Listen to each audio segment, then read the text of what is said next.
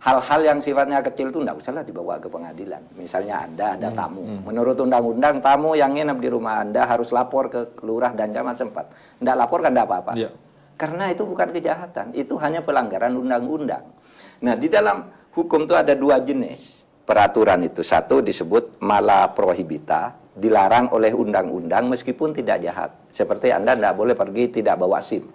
Kan tidak jahat, cuma Anda bawa SIM, apa jahatnya? Tapi itu mala prohibita. Yang kedua mala insi, dilarang oleh undang-undang, oleh hukum dan oleh moral. Misalnya membunuh, mencuri. Nah itu. Nah, hukum kita itu sebenarnya mulai mengarahkan agar yang berlaku itu mala prohibita. Gitu. Artinya yang masalah kecil udahlah, jangan dibesar-besarkan, apalagi ada orang lain melakukan tidak ditindak dengan cara sama gitu. Itu lalu kesannya sangat politis sekali. Jadi hukum diombang-ambingkan oleh perkembangan politik. Saya mencoba untuk berpikir ala yang memolisikan ini, bahwa bendera merah putih itu ada sesuatu yang sakral, bahwa jangan kemudian merendahkan bendera sebagai lambang negara kita. Bukankah itu baik? Iya, undang-undangnya baik agar merah putih itu tidak diperlakukan sembarangan, gitu ya. Tetapi coba bayangkan kalau Anda meletakkan bendera merah putih lalu diberi gambar sepak bola. Itu karena ingin mengatakan bahwa Indonesia itu hebat loh sepak bolanya, gitu. Bukan menghina merah putih. Indonesia itu adaptif dengan persepak bolaan merah putih.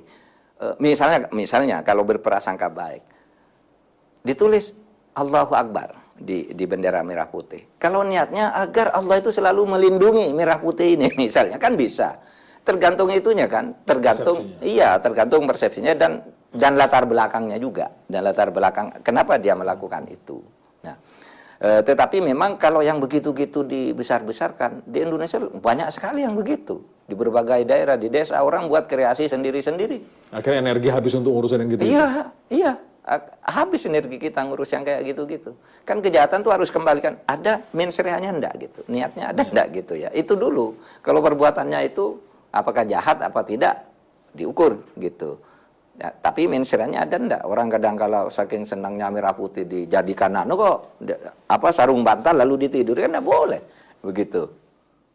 Jadi apa yang harus dilakukan kalau saya adalah keluarga orang yang dipolisikan karena urusan menulis bendera merah putih, apa yang harus saya lakukan? Nggak, polisi bisa segera melakukan bahwa teguran aja, kenapa? Jangan lakukan lagi itu dong, itu dilarang oleh undang-undang. Itu kan itu restoratif justice namanya.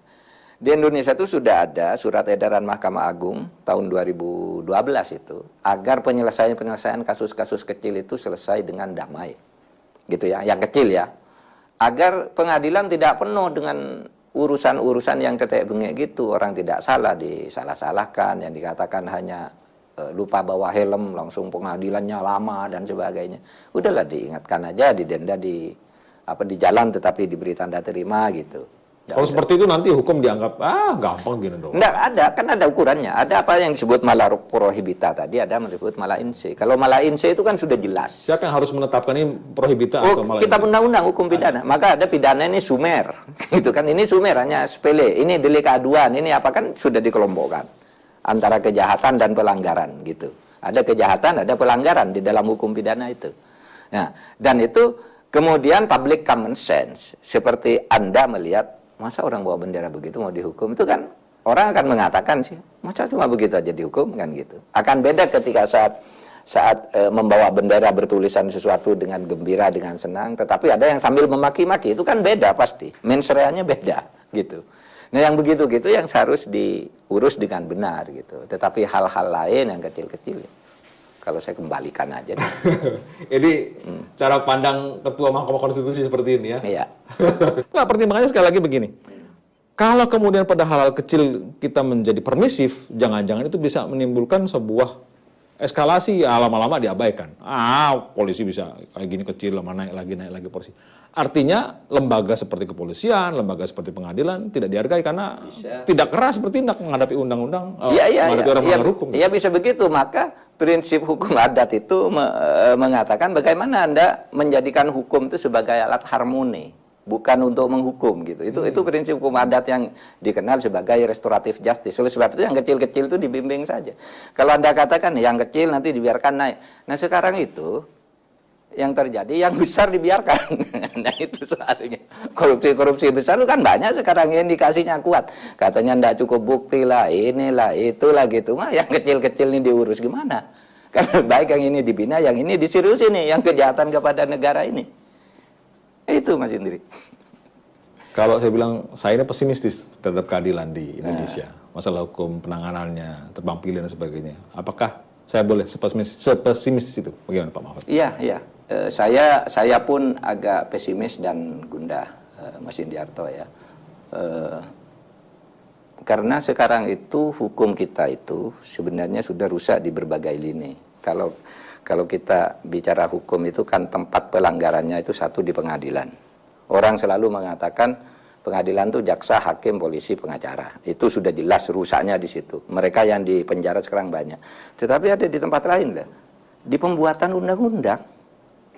Di gedung DPR? Di gedung DPR. Itu dijual belikan, Pak.